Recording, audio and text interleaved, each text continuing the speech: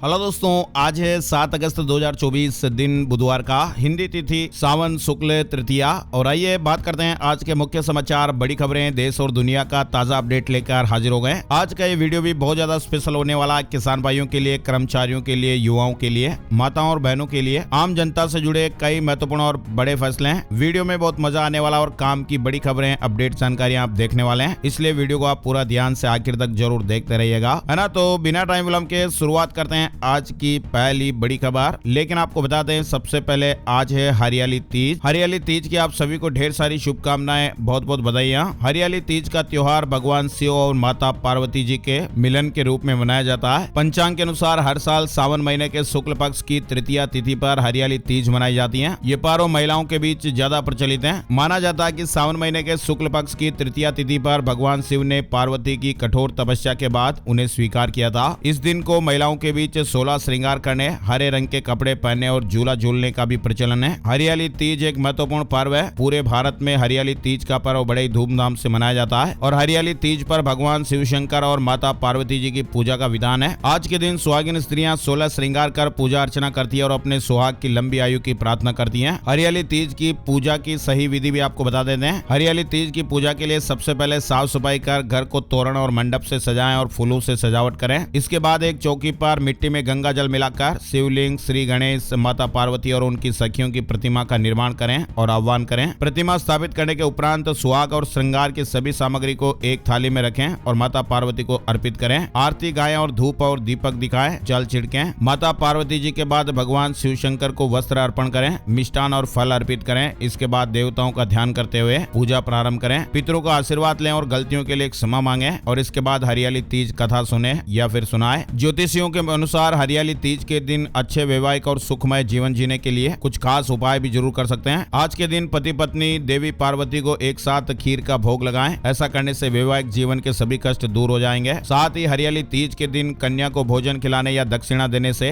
अमोघ पुण्य लाभ मिलता है और ऐसा करने से संतान सुख की प्राप्ति होती है। हरियाली तीज के दिन शिव पार्वती की पूजा करते समय शिव जी को सफेद और माता पार्वती को लाल रंग के पुष्प चढ़ाएं। जीवन अच्छा रहेगा, सुख समृद्धि आएगी। पति की लंबी उम्र हो या जीवन में चल रही परेशानियां खत्म हो, इसके लिए माता पार्वती जी को 16 श्रृंगार का सामान भी अर्पित करें। वहीं विवाह में देरी हो रही है तो आज के दिन मां पार्वती जी को 11 हल्दी की गांठ अर्पित करें और ध्यान रखें कि शिव जी को हल्दी ना चढ़ाएं। वहीं आपको बताएं, 16 सितंबर तक 3 राशि के जातकों के लिए अच्छा समय रहेगा। कारोबार में तरक्की, नौकरी में फायदा। आत्मा के कारक सूर्य देव के राशि परिवर्तन तिथि पर संक्रांति मनाई जाएगी और इस वर्ष सिंह संक्रांति 16 अगस्त को है। 16 अगस्त को सूर्य देव कर्क राशि से निकलकर सिंह राशि में गोचर करने वाले हैं और इस राशि में सूर्य देव 1 महीने तक रहेंगे। सूर्य देव के राशि परिवर्तन से 3 राशि वालों को सर्वाधिक लाभ होगा। कर्क राशि, सिंह राशि और वृश्चिक राशि वालों के लिए ये समय काफी ज्यादा शुभ रहने वाला है ना। और अब खबरों की शुरुआत करते हैं। पहली बड़ी खबर, नेता प्रतिपक्ष राहुल गांधी से मिले किसान नेता, मांगों को लेकर 2 प्राइवेट मेंबर बिल का ड्राफ्ट सौंपा है। कांग्रेस नेता और नेता प्रतिपक्ष राहुल गांधी भारत जोड़ो यात्रा के समय से ही किसान भाइयों की मांग का समर्थन करते आ रहे हैं। राहुल गांधी ये कहते आ रहे हैं कि जब उनकी सरकार आएगी तो वो एमएसपी पर कानून बनाएंगे। किसानों के एक प्रतिनिधि मंडल ने संसद भवन पहुंचकर नेता प्रतिपक्ष राहुल गांधी से मुलाकात की है। किसानों ने राहुल गांधी से संसद में प्राइवेट बिल लाने की गुजारिश भी की है। वहीं किसानों से मुलाकात में राहुल गांधी ने उन्हें पार्टी के नेताओं, सहयोगियों और विशेषज्ञों से चर्चा करने का आश्वासन दिया है। वहीं आपको बता दें, अभी हाल ही में हरियाणा की सैनी सरकार ने अपने राज्य में सभी फसलों की खरीद एमएसपी पर करने का ऐलान किया हुआ है। सरकार ने यह भी दावा किया कि हरियाणा देश का ऐसा पहला राज्य है जहां सभी फसलों की खरीद एमएसपी पर होगी। और संसद के अगले सत्र में उठाएंगे किसानों के मुद्दे, संयुक्त किसान मोर्चा से बोले राहुल गांधी। वहीं बड़ी खबर आ रही है, मुंबई कॉलेज में हिजाब पर प्रतिबंध का मामला फिलहाल सुप्रीम कोर्ट पहुंच गया है। सीजीआई ने कहा कि इस मामले की सुनवाई के लिए एक पीठ का गठन कर दिया गया है और आने वाले दिनों में इसे जल्द ही सूचीबद्ध किया जाएगा। महंगाई से जुड़े अपडेट्स भी चल रहे हैं। फिर महंगी हुई वेज और नॉन वेज थाली, मसाले, तेल और रसोई गैस की कीमतों में बढ़ोतरी। जुलाई महीने में शाकाहारी और मांसाहारी दोनों थालियों की कीमतों में बढ़ोतरी देखी गई है। वेज थाली की कीमत 11% बढ़ गई है। वहीं नॉन वेज थाली की कीमत में 6% की बढ़ोतरी हुई है क्योंकि सामग्री की कीमतें बढ़ गई हैं। और केंद्र ने जारी की 2025 के लिए हज नीति। भारतीय हज समिति का कोटा बीते साल से घटकर हुआ 70%। फिलहाल केंद्र सरकार ने साल 2025 के लिए हज नीति जारी कर दी है। नई नीति के मुताबिक भारत को आवंटित कुल हज यात्रियों के कोटे में से 70% को भारतीय हज समिति द्वारा संभाला जाएगा। वहीं शेष 30% कोटा निजी हज समूह आयोजकों को दिया जाएगा। और संसद की सुरक्षा को फुल प्रूफ बनाने के लिए दिल्ली पुलिस ने बड़ा कदम उठाया है। विशेष ड्यूटी कार्ड जारी किए गए हैं। बड़ी खबर आ रही है, राष्ट्रीय बाल आयोग ने सुप्रीम कोर्ट में एक याचिका याचिका दाखिल की है, जिसमें पूछा गया कि क्या बाल विवाह की अनुमति देने वाले मुस्लिम पर्सनल लॉ से बाल विवाह रोकने वाले कानून का उल्लंघन होगा। सुप्रीम कोर्ट भी इस मामले की सुनवाई के लिए तैयार हो गया है। मुस्लिम लड़कियों की शादी की उम्र पर बाल आयोग सुप्रीम कोर्ट पहुंचा है और दलील दी है कि 15 साल में शादी बाल विवाह कानून के खिलाफ हाई कोर्ट ने इजाजत दी थी। और दिल्ली में घर खरीदने वालों के लिए भी एक अच्छा मौका आ रहा है। डीडीए 40,000 फ्लैट के लगभग लॉन्च करने वाला है। सबसे अधिक गरीब तबके के लिए फ्लैट मिलेंगे। दिल्ली विकास प्राधिकरण ने घर खरीदने का शानदार मौका पेश करने का प्लान बना दिया है। जल्दी योजना लॉन्च होने वाली है ना। और देखिए बड़ी खबर है, CS सेठी होंगे SBI के नए चेयरमैन। केंद्र सरकार ने मंजूरी दे दी है। सेठी का कार्यकाल 28 अगस्त से 3 साल के लिए शुरू होगा। घर खरीदारों को मोदी सरकार बड़ी राहत देने वाली है। LTCG टैक्स नियम बदलने का प्रस्ताव सरकार ने सदन में पेश किए गए वित्त विधेयक में एक संशोधन का प्रस्ताव रखा है ना। और ओलंपिक से जुड़े अपडेट भी चल रहे हैं। पहली बार भारतीय महिला पहलवान ओलंपिक फाइनल में। विनेश ने क्यूबा की गुजमान को सेमीफाइनल हरा दिया है। भारतीय महिला wrestler Vinesh Phogat 50 kg weight category के फाइनल में पहुंच गई हैं और ओलंपिक के इतिहास में पहली बार भारत की महिला पहलवान फाइनल में पहुंची हैं। और अब वे आज यानी बुधवार को रात 10 बजे के बाद अमेरिका की सारा एन हिल्डरब्रांड से गोल्ड मेडल मुकाबला खेलेंगे। वहीं नीरज जेवलिन थ्रो के फाइनल में पहुंच गए हैं। पेरिस ओलंपिक के 11वें दिन भारत के गोल्डन बॉय नीरज चोपड़ा ने जेवलिन थ्रो के फाइनल के लिए क्वालिफाई कर लिया है। साथ ही ये भी अपडेट्स आ रहा है कि 44 साल बाद भी भारतीय हॉकी टीम का सपना अधूरा रहा है। सेमीफाइनल में जर्मनी से 3-2 से हार मिल गई है। और RBI की MPC की बैठक शुरू हो गई है। 8 अगस्त को जो फैसले लिए जाएंगे उसके ऐलान होंगे। भारतीय रिजर्व बैंक की MPC बैठक शुरू हो गई। इस बैठक में रेपो रेट समेत कई बड़े फैसले लिए जाएंगे और 8 अगस्त 2024 यानी गुरुवार को MPC बैठक में लिए गए फैसलों का ऐलान भी हो जाएगा। RBI के नए नियमों से बेहतर होगा डिजिटल पेमेंट, अधिक सुरक्षित हुआ ऑनलाइन ट्रांजैक्शन। बीते कुछ सालों में डिजिटल पेमेंट तेजी से बढ़ता हुआ विकल्प बना है और ऐसे में RBI ने सुरक्षित भुगतान के लिए एक नया फ्रेमवर्क तैयार किया है। ये नए नियम आपको पुराने OTP के अलावा नए ऑथेंटिकेशन ऑप्शन ला रहा है। बढ़ती टेक्नोलॉजी के कारण लगातार नए विकल्प सामने आए हैं, जिसके कारण RBI भी नए विकल्पों पर विचार कर रहा है ना। और जनधन खाते, बेसिक बचत खातों में न्यूनतम बैलेंस रखने की जरूरत नहीं है। वित्त मंत्री निर्मला सीतारमण ने राज्यसभा में इस तरह की जानकारी दी। उन्होंने कहा कि बैंक केवल उन्हीं मामलों में जुर्माना लगाते हैं जहां ग्राहक अपने खाते में अपेक्षित राशि बनाए रखने में असफल रहते हैं ना। और केदार घाटी में रेस्क्यू पूरा हो गया। आज से हेली सेवा से शुरू होगी धाम की यात्रा। यात्रियों को किराए में छूट भी दी जाएगी। केदार घाटी में आई आपदा के बाद से केदारनाथ धाम और पैदल मार्ग के पड़ावों पर फंसे सभी तीर्थयात्रियों को सुरक्षित निकाल लिया गया है। 7वें दिन बचाव और राहत कार्य पूरा हुआ और आज बुधवार से हेली सेवा के जरिए केदारनाथ यात्रा शुरू की जाएगी। यात्रियों को हेलीकॉप्टर के किराए में 25% तक की छूट दी जाएगी। ऑनलाइन गेम से बच्चों में बढ़ रहा आक्रामक व्यवहार। एनसीपी नेता ने सरकार से इन खेलों को नियंत्रित करने की अपील की है। वहीं देखिए बड़ी खबर आ रही है, ब्रिटिश सरकार ने दंगों से निपटने के लिए अपनी जेलों की क्षमता को बढ़ा दिया है। दंगों की आग में झुलस रहा ब्रिटेन, सरकार ने जेलों की क्षमता बढ़ाई। अब तक करीब 400 लोग अरेस्ट हो गए हैं। और बांग्लादेश से जुड़े अपडेट भी आपको बताते हैं। बांग्लादेश में हिंसा को लेकर मणिपुर सरकार भी अलर्ट हो गई है। नाइट कर्फ्यू का ऐलान कर दिया है और सीमा पर हाई अलर्ट जारी हुआ है। वहीं देखिए बांग्लादेश से भागी शेख हसीना अभी भारत में ही रहेगी। दावा किया जा रहा है कि अमेरिकी वीजा रद्द हो गया है। ब्रिटेन में पनाह की उम्मीद फिलहाल नजर नहीं आ रही है। सेफ हाउस भेजी गई है। और ऐसे खबरें और अपडेट्स है कि बांग्लादेश की पूर्व प्रधानमंत्री शेख हसीना अब कुछ दिनों तक भारत में ही रह सकती हैं। शेख हसीना को शरण देने को इच्छुक नहीं ब्रिटेन। अब यात्रा के लिए कतर, सऊदी अरब या फिर फिनलैंड पर भी विचार किया जा रहा है। बांग्लादेश की कमान अब मोहम्मद यूनुस के हाथ। संसद भंग हो गई है। पूर्व PM खालिदा जिया भी रिहा हो गई है। बांग्लादेश से ग्राउंड रिपोर्ट में बताया जा रहा है कि लोग PM हाउस में घुस गए, आर्मी ने रोका नहीं। बांग्लादेश में 1971 जैसे हालात दिखे। हिंदुओं का पलायन भी शुरू हो गया है। बांग्लादेश हिंसा पर आई चीन की पहली प्रतिक्रिया, कहा कि हर स्थिति पर करीबी नजर रखी जा रही है। भारत और बांग्लादेश के बीच होने वाले व्यापार पर विस्तार से नजर डालें तो आंकड़ों के मुताबिक बांग्लादेश भारत का एक बड़ा ट्रेडिंग पार्टनर है और दूसरा सबसे बड़ा एक्सपोर्ट पार्टनर भी। बांग्लादेश संकट से 1.20 लाख करोड़ रुपए का कारोबार प्रभावित होगा। और जयशंकर संसद में बोले, बांग्लादेश में हिंदुओं पर हमले हुए, ये चिंता की बात है। हम ढाका प्रशासन के संपर्क में है, सुरक्षा सुनिश्चित करने के लिए कहा है। उन्होंने कहा कि पड़ोसी देश राजनीतिक संकट से जूझ रहा और वहाँ के हालात पर भारत सरकार की भी नजर है। बांग्लादेश में हिंदुओं और अन्य अल्पसंख्यकों की सुरक्षा सुनिश्चित हो। विश्व हिंदू परिषद अध्यक्ष आलोक कुमार ने ये बात कही है। उन्होंने कहा कि बांग्लादेश में हिंदुओं के घर, मकान, व्यावसायिक प्रतिष्ठान सब तोड़े जा रहे हैं। हिंदू महिलाएं, बच्चे, बुजुर्ग उनके मंदिर और गुरुद्वारे तक सुरक्षित नहीं। अल्पसंख्यकों की हालत बदतर होती जा रही है। उन्होंने केंद्र सरकार से इस बाबत अपील की है और गंभीर चिंता जताई है। चलिए आगे बढ़ते हैं। बड़ी खबर, पूजा खेड़कर जैसा फर्जीवाड़ा रोकने के लिए AI कैमरे और स्कैनर। एग्जाम में गड़बड़ी पर UPSC हेडक्वार्टर को मिलेगा अलर्ट। फर्जी कैंडिडेट गेट पर ही पकड़े जाएंगे। UPSC अब एग्जाम लेने के तरीके में बड़े बदलाव करने की तैयारी में है। कैंडिडेट पर अब टेक्नोलॉजी के जरिए नजर रखी जाएगी। फिंगरप्रिंट, फेशियल रिकॉग्निशन और AI CCTV सर्विलांस कैमरे से मॉनिटरिंग होगी। यूपीएससी के किसी भी एग्जाम में शामिल होने वाले कैंडिडेट की चेकिंग के लिए यही तरीका इस्तेमाल होगा। आपको मालूम होगा पुणे की पूजा खेड़कर, जिन्होंने 31 जुलाई तक ट्रेनी आईएएस थी, अब वो नहीं है। आरोप है कि उन्होंने अपना और माता पिता का नाम बदलकर तय सीमा से ज्यादा बाद यूपीएससी का एग्जाम दिया, और ये भी आरोप है कि उन्होंने विकलांगता और ओबीसी आरक्षण कोटे का गलत इस्तेमाल कर आईएएस का पद हासिल किया। पूजा खेड़कर फार्म भरने से लेकर सिलेक्शन तक फर्जीवाड़ा करती रही, लेकिन यूपीएससी यानी संघ लोक सेवा आयोग इसे पकड़ नहीं पाया। दोबारा ऐसा ना हो इसलिए यूपीएससी सिस्टम मजबूत करने जा रहा है और एग्जाम लेने के तरीके में भी बड़े बदलाव की तैयारियां हो रही हैं। अनावर लाल कृष्ण आडवाणी अपोलो हॉस्पिटल में भर्ती, 1.5 महीने में तीसरी बार तबियत बिगड़ी,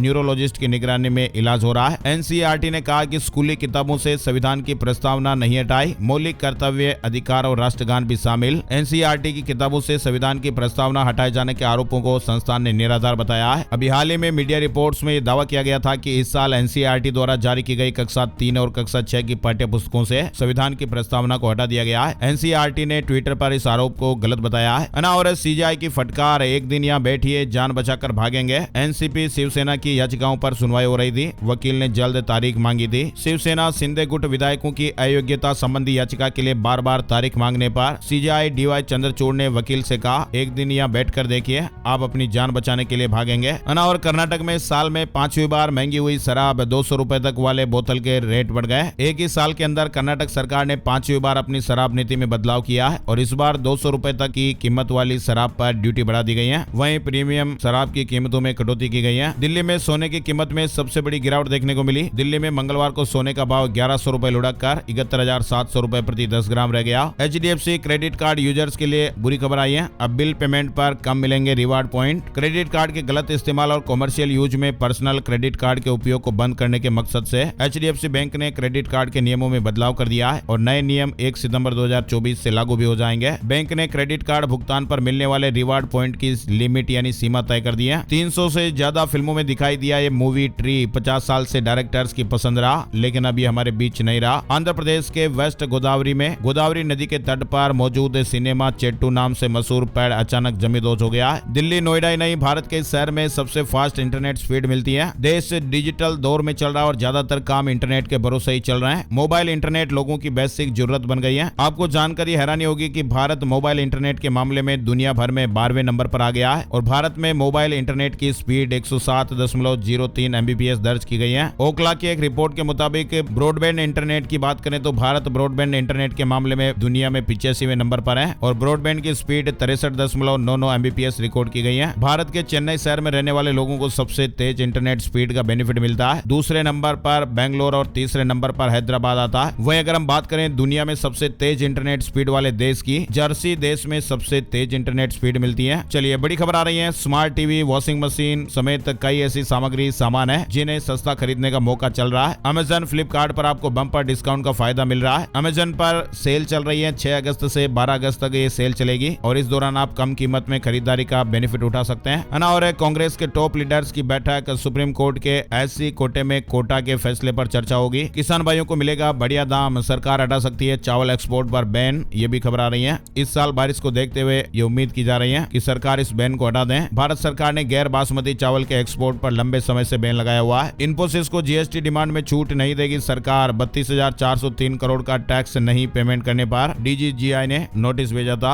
और अमेरिकी मंदी के डर से भी और मचेगा हाहाकार, 10% तक शेयर बाजार टूट सकता है। शेयर बाजार के जानकारों की माने तो अभी जो गिरावट है वो केवल एक शुरुआत बताई जा रही है और मार्केट अपने रिकॉर्ड हाई से 10% तक टूट भी सकता है। वहीं पहली तिमाही में टीवीएस का मुनाफा 23% बढ़कर 577 करोड़, टाटा पावर का पहली तिमाही में मुनाफा 4% बढ़ा है, वेदांता का मुनाफा 54% बढ़कर 5,095 करोड़ रुपए रहा। वहीं सेंसेक्स की बात करें, शेयर मार्केट न्यूज अपडेट में सेंसेक्स गिरकर 78,593 के स्तर पर बंद हुआ। निफ्टी 63 पॉइंट गिरकर 23,992 के स्तर पर बंद हुआ। बिहार से जुड़ी खबर आ रही है, बिहार के उप मुख्यमंत्री ने कहा कि अवैध वाहनों की सूचना देने पर लोगों को अलग अलग पुरस्कार दिए जाएंगे। बिहार में बालू माफिया पर नकेल कसी जाएगी। ओवरलोडेड वाहनों की सूचना देने पर भी इनाम मिलेगा, 10,000 रुपए का इनाम दिया जाएगा। ओवरलोडेड वाहनों की सूचना पर 5,000 रुपए की प्रोत्साहन राशि और ट्रक ओवरलोडेड वाहनों की सूचना देने पर 10,000 रुपए का इनाम मिलेगा। बिहार सरकार ने बालू और पत्थर के अवैध खनन में शामिल माफियाओं पर नकेल कसने की तैयारी की है। एप्पल, आईफोन, आईपैड और मैक पर साइबर अटैक का खतरा, एक सिक्योरिटी में खामी का पता चला है जिससे इन डिवाइस को इस्तेमाल करने वालों पर खतरा मंडरा रहा है। आईसीआईसीआई बैंक ने एफडी पर ब्याज बढ़ाया, फिक्स डिपॉजिट पर अब मिलेगा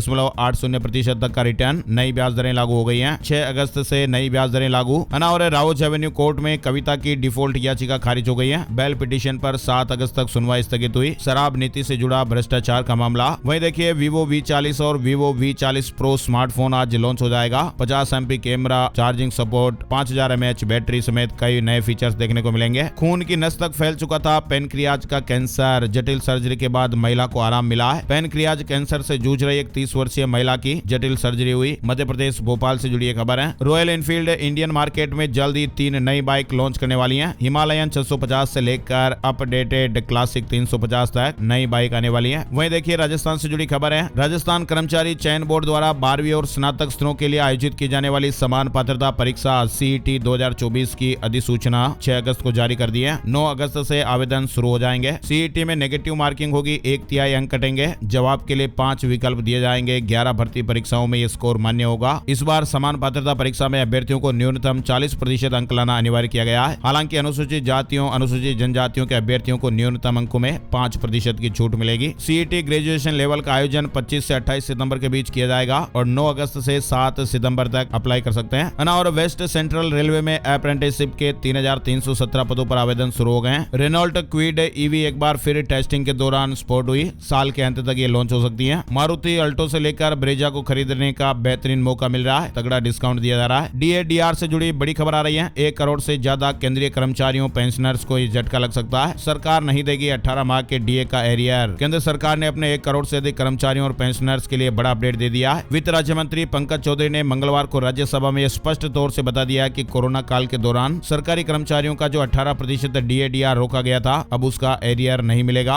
और अमेजन इंडिया के प्रमुख मनीष तिवारी का इस्तीफा। अक्टूबर तक कंपनी से जुड़े रहेंगे। दिल्ली होमगार्ड भर्ती परीक्षा के लिए एडमिशन कार्ड जारी हो गए। गाजियाबाद वेव सिटी की संशोधित DPR के लेआउट को मंजूरी मिल गई है। 3000 आवंटियों को 12 साल बाद प्लॉट मिलेगा। सूरत की इस हीरा फर्म ने 50,000 स्टाफ के लिए 10 दिन की छुट्टी का ऐलान किया है। गुजरात की एक हीरा फर्म किरण जेम्स ने सोमवार को अपने 50,000 कर्मचारियों को 10 दिन की छुट्टी देने का ऐलान किया। ये छुट्टियां इसलिए दी गई हैं ताकि हीरों के बढ़ते प्रोडक्शन को नियंत्रित किया जा सके। अपनी ब्रांच में फर्जी खाता खोलकर 1.5 करोड़ रुपए का घपला कर लिया। पंजाब नेशनल बैंक के पूर्व शाखा प्रबंधक समेत 6 लोगों को सस्पेंड किया गया है। बिहार से जुड़ी खबर है। नवादा जिले से जुड़ा अपडेट है। और झारखंड में मैया योजना के लिए कैंप लगने की तारीख बढ़ा दी गई है। बिचौलियों से सावधान रहने की अपील भी की गई है। इस योजना का लाभ लेने के लिए 10 अगस्त तक लगने वाला कैंप 15 तारीख तक लगाया जाएगा। राजस्थान में राशन डीलरों की हड़ताल समाप्त हो गई है। खाद्य मंत्री ने आश्वासन दिया है। हिमाचल प्रदेश के इस जिले में फैल रही है घातक बीमारी। 200 से ज्यादा मामले। हिमाचल प्रदेश के मंडी जिला के पधर, जोगेंद्र नगर और लड़ भड़ोल में पीलिया का प्रकोप देखने को मिल रहा है और ये बीमारी जुलाई महीने के अंत से फैल रही है। मौसम और मानसून से जुड़ी, बारिश से जुड़ी खबरें भी देख लेते हैं। IMD के मुताबिक इस सप्ताह जम्मू कश्मीर, हिमाचल प्रदेश, उत्तराखंड और राजस्थान में गरज और बिजली के साथ व्यापक रूप से हल्की और मध्यम बरसात होने की संभावनाएं है। उत्तर प्रदेश, पंजाब, हरियाणा, चंडीगढ़, दिल्ली में छिटपुट से लेकर व्यापक रूप से बरसात होने की संभावनाएं है। यानी 10 अगस्त तक 12 राज्यों में भयंकर तबाही मचाएगी बारिश। रेड अलर्ट भी घोषित है। उत्तराखंड में एक बार फिर IMD ने भारी बारिश का अलर्ट जारी किया है। राजस्थान में बांध के पानी में बस बह गई। हिमाचल प्रदेश में 87 सड़कें ब्लॉक हो गई। देश के सभी हिस्सों में मानसून जमकर सक्रिय है। कहीं कम तो कहीं ज्यादा बरसात देखने को मिल रही है। भोपाल में भी बारिश, 15 जिलों में बिजली गिरने का alert. Chhattisgarh monsoon update. Raipur और कोरबा में झमाझम बरसे बादल। बिहार में भी बरसात देखने को मिल रही है। गंगा, गंडक उफान पर। कोसी, पटना, नालंदा समेत 8 जिलों में बारिश। 32 में और संभावनाएं बन रही हैं। हिमाचल प्रदेश में अगले 24 घंटे भारी बारिश का अलर्ट। 10 जिलों को चेतावनी।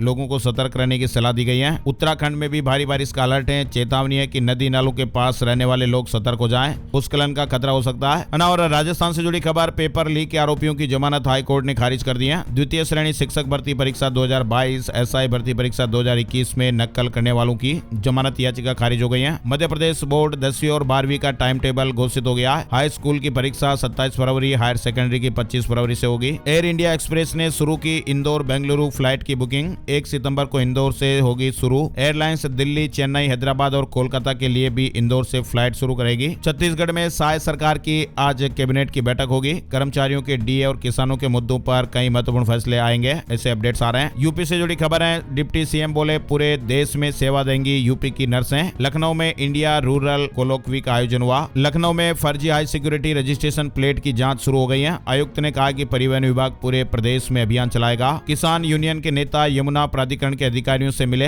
राकेश टिकैत ने कहा कि जल्द हो किसानों की समस्या का समाधान। पंजाब में 2 और टोल प्लाजा हुए बंद। पंजाब में 2 टोल प्लाजा बंद हो गए। ये टोल प्लाजा मालेर कोटला से नाभा के बीच में थे। इन्हें मिलाकर अब तक कुल 19 टोल प्लाजा बंद हो गए। इससे हर दिन पंजाब के करीब 63 लाख रुपए बचेंगे, है ना। और अब बात कर लेते हैं gold price today, silver price today, सोने चांदी के भाव। सोने और चांदी की कीमतों में गिरावट रही। IBJ की ऑफिशियल वेबसाइट के मुताबिक 10 ग्राम 24 कैरेट सोना 213 रुपए गिरकर 68,904 रुपए का रहा। वहीं 1 किलो चांदी 506 रुपए गिरकर 78,444 रुपए प्रति किलो पर रही। चलते चलते जान लेते हैं आज 7 अगस्त का राशिफल कैसा रहेगा। 7 अगस्त बुधवार के ग्रह नक्षत्र स्थिर योग बना रहे हैं, जिससे मिथुन राशि वालों के दिन की शुरुआत अच्छी रहेगी। रुका हुआ पैसा मिलने के योग हैं। कन्या राशि वालों के बिजनेस के काम ठीक तरह से चलते रहेंगे, आर्थिक समस्याएं भी दूर हो जाएगी। तुला राशि वालों को बड़ा ऑर्डर मिल सकता है, रुका पैसा मिलने की संभावना है। धनु राशि वालों की प्रॉपर्टी की समस्याएं सुलझ सकती हैं। नौकरी में टारगेट पूरे होने की संभावनाएं बन रही हैं। रुके हुए काम पूरे करने के लिहाज से कुंभ राशि वालों के लिए अच्छा समय है। इनके अलावा कर्क राशि वालों के पैसों के लेन देन में विवाद होने की आशंकाएं हैं। ऑफिस में राजनीति भी हो सकती है। और बाकी राशियों के लिए आज का दिन मिला जुला दिन रहेगा,